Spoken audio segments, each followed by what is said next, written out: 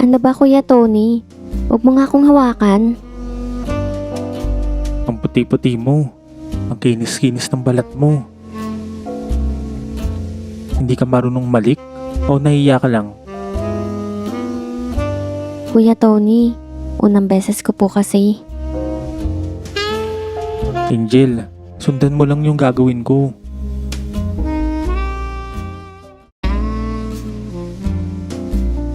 Ako si Angel, 19 years old mula sa Bustos, Bulacan.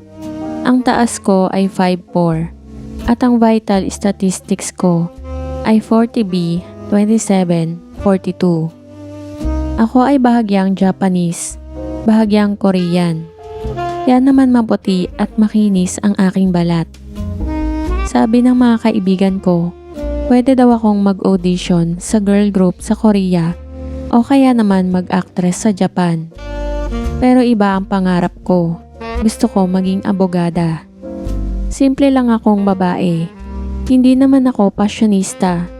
Mas gusto kong magsuot ng mga damit na komportabling isuot. Sa totoo lang, mahilig ako. Lalo na pag mag-isa. Pero hindi pa ako nagka-boyfriend. Wala kasi yon sa mga plano ko. Tsaka ang paniniwala ko kasi, iisa lang ang habol ng mga lalaki sa babae. Kaya naman hindi rin ako nagpapaligaw. Isang araw, galing ako sa grocery nung naisipan ko na mag-taxi na lang pauwi. Sanay talaga ako na nasa likod sumasakay habang yung mga binili ko naman ay sa compartment ilalagay. Pero sa pagkakataong ito, sira daw ang compartment. Kaya pinilit ng driver na sa likod ko na lang ilagay ang mga binili ko. Tapos doon ako sa harap umupo. Hindi na ako nakipagtalo kasi gusto ko na ding umuwi. Amoy yosi sa loob ng taxi niya. Kaya naisip ko na sana pala nag-Grab or Uber na lang ako. Pero dahil nandun na nga ako, hindi na ako nagreklamo. May itsura ang driver. Para siyang si Baste Duterte. Yung tipo ng lalaki na mukhang bolero pero nambabalibag sa kama. Nakamaikling palda ako na puti at saka tank top na pink. Saka ang paborito ko na black na terno. Matagal ang biyahe kaya naisip ko na maglaro na lang sa phone. Napapansin ko na tinitignan ako ng driver. Natawagin na lang natin na Tony. Malagkit ang tingin niya at tumututok ang talim ng mata niya sa mga katangian ko. Sa totoo lang, nakakadala siyang tumingin. Para kasing binabalatan niya ako. Inalok niya ako na uminom ng tubig kasi napansin niya na nagpapaypay ako kahit malamig naman sa taxi niya. Binigyan niya ako ng bote ng tubig. Naisip ko, ligtas naman siguro kasi nakasilyado pa yung bote. Mga 5 na lagok lang, naubos ko na yung laman ng bote. Tapos sa ilang kadahilanan, inantok ako. Mga 15 minuto din siguro akong nakatulog. Pagising ko, meron na akong kakaibang nararamdaman. Sa ilang kadahilanan, biglang nag-init ng sobra yung pakiramdam ko. Oo, nakakaramdam ako ng sobrang tindi na pagkahilig sa hindi ko maipaliwanag na dahilan. Nagulat ako nang biglang nagsalita si Tony. Sabi niya, Naiinitan ka ba? hindi ako nakasagot agad. Pero sabi ko, Hindi ko po alam kung anong sinasabi nyo. Pwede po ba tayo maghanap ng shortcut para makauwi na ako? pagkatapos, pinatong niya yung kamay niya sa hita ko. Tinutulak ko yun at sinasabing, Ano ba Kuya Tony? Huwag mo nga akong hawakan. pero ngumiti lang siya at sinabing, Ang puti-puti mo. Ang kinis-kinis ng balat mo.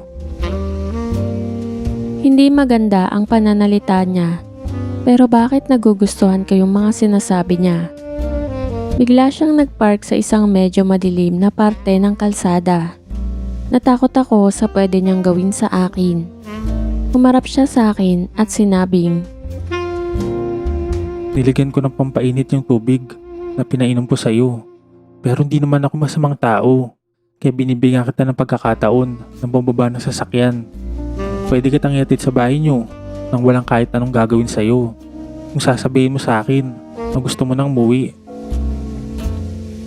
Gusto ko sabihin pero hindi ako makasalita. Wala akong nasabi, lalo na nung bigla niya akong halikan sa labi. Unang halik ko yun.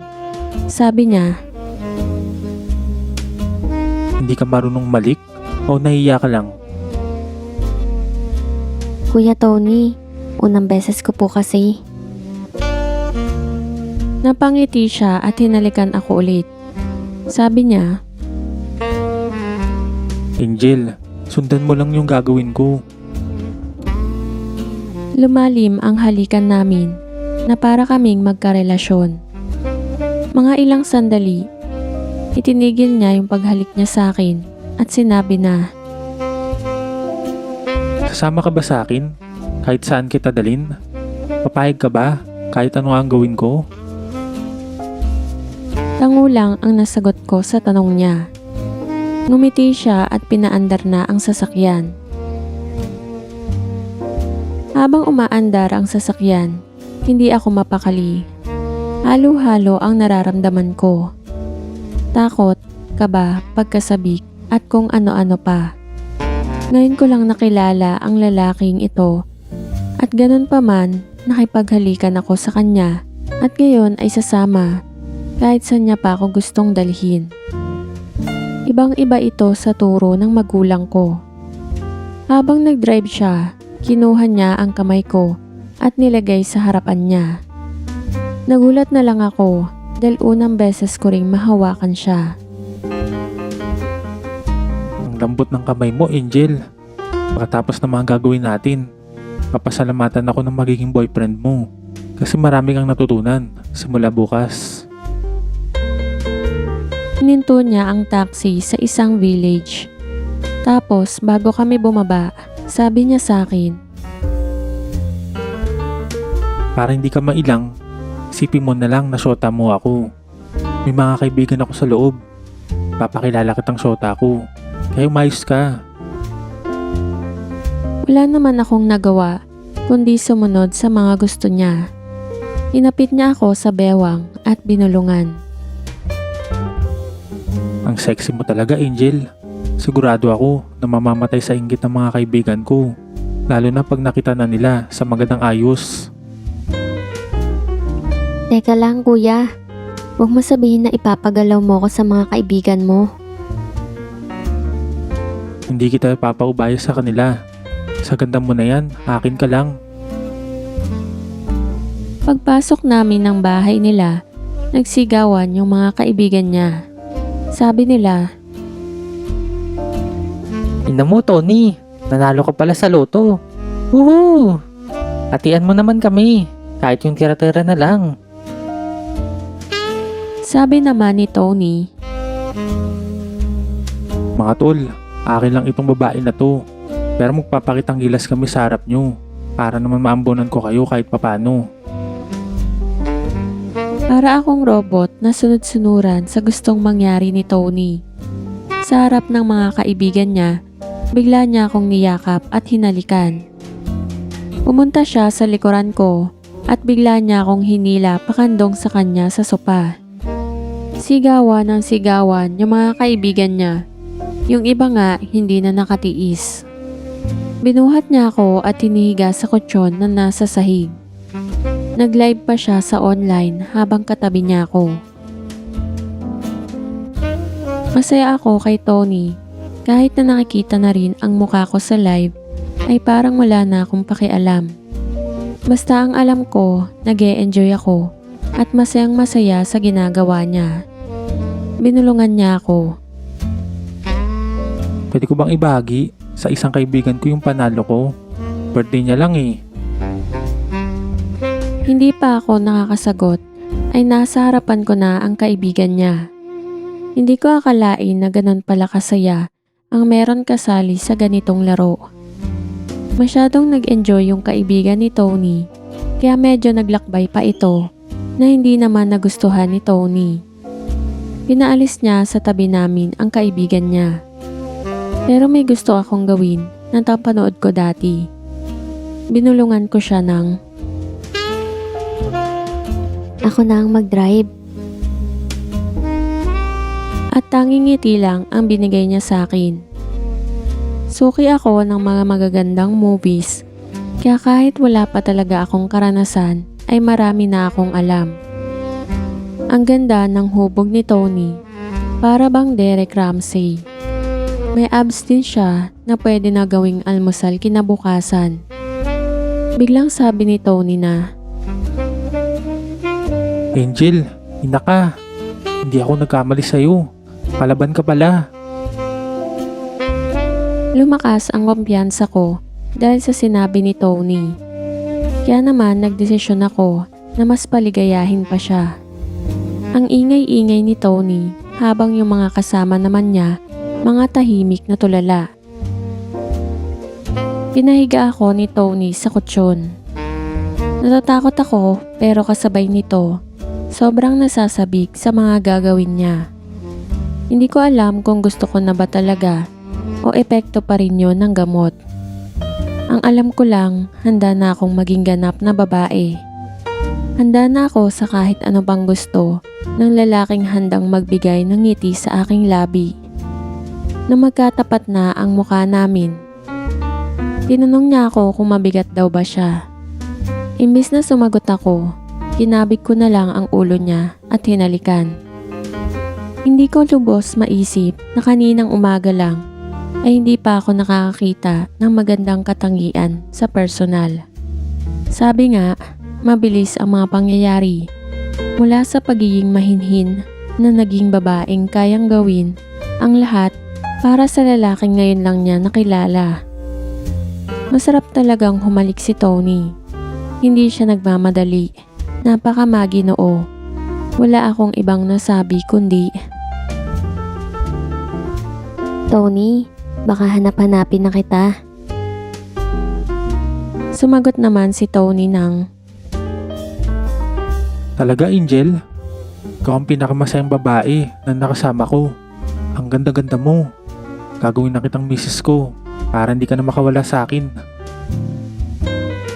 yung mga kaibigan naman niya, masayang masaya pa rin sa panonood nila. Kanya-kanya sila ng pinagkakaabalahan. Itinali niya ang dalawang kamay ko.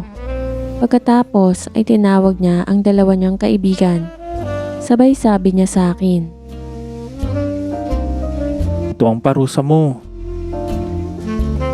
parang panalong-panalo ang pakiramdam ko ng mga oras na yun. Kung ganito ang parusa, parang gusto kong maparusahan araw-araw. Eto na ba yun? Ibibigay na ba ni Tony ang pagmamahal na hinahanap ko? Yan ang mga tanong ko sa sarili ko nung bigla akong kinandong ni Tony paharap sa kanya. Ngayon ko lang siya natitigan sa mata. Ngayon ko lang napagmaslang mabuti ang mukha niya. Para talaga siyang si Baste Duterte. Magaspang na itsura pero sobrang banayad ng mata niya. Kaya niyang manakit pero sa paraan na masasayahan ka.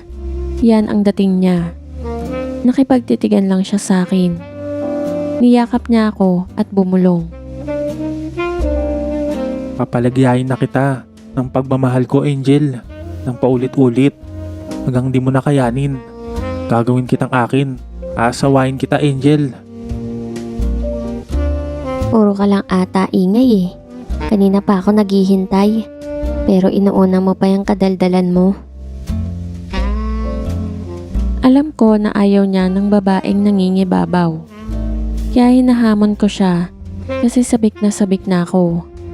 Mas lalo ko pa siyang tinulak sa pagsasabing, Ano ba yan? Siguro naubos na yung inipon mo kanina. Kailangan mo pa bang magpahinga muna? Mahina ka pala eh. nakita ko sa mga mata niya na nainis siya sa sinabi ko pero hindi siya nagsalita. Tumayo ako at saka lumayo sa kanya. At saka ko tinanong ang isa sa mga kaibigan niya. Naitali siya sa upuan. Ayaw niya sana pero sinabi ko sa kanya na magtiwala siya sa akin. Isang kamay niya lang ang hindi nakatali. Siguro kinain na rin ako ng sistema ng pagkahilig o baka sobra akong nagka-inspirasyon. Kakanood ko ng magagandang movies. Pinagsiselos ko siya kasama ang kaibigan niya. Kumandong ako dun. Nang biglang sumigaw si Tony. Angel, bumalik ka na dito. Napangiti lang ako at sinabi ko sa kaibigan niya na tumayo. Pumesto kami sa lugar na kitang-kita ni Tony. Pero bago pa makabuelo yung kaibigan niya, nakatayo na si Tony. Nagawa niyang makawala kasi ayaw niya na ibang lalaki ang unang makasama ko. Galit na galit ang itsura niya. Pinalabas niya lahat ng kaibigan niya at sinusi niya yung pintuan. Sabay sabi niya ng, Akin ka lang, Angel. Sa akin ka lang dapat na makatanggap ng pagmamahal at atensyon. napadapa na lang siya sa sobrang pagod niya. Pagod na pagod ako at masakit ang katawan ko na hindi ako makagalaw. Naiyak ako, natakot akong bigla. Paano kung makabuo kami? Paano kung hanap-hanapin ko siya? Ang dami kong tanong sa isip ko. Nagulat ako sa sumunod na ginawa ni Tony. Niyakap niya ako at sabi niya, Asahan mo na palagi mo na ako makikita. Di lang ito ang gusto kong makita. Ngayon pati ang puso mo, gusto ko na rin makuha. Mahal na ata kita, Angel. sabi ko naman, Mahal din kita, Tony. at pagkatapos ay naghalikan kami. Pagkatapos niyang makuha ang katangian ko, naging sobrang lambing niya. Ilang beses pa kami na nagtabi. Itinuring ko siyang kasintahan ko kasi nagsasabihan kami ng I love you. Hanggang sa napagtanto ko na may mga I love you na hindi pagmamahal kundi pagkahilig lang. Akala lang pala namin mahal namin ang isa't isa. Hindi pala. Nag-enjoy lang pala kami ng sobra sa isa't isa.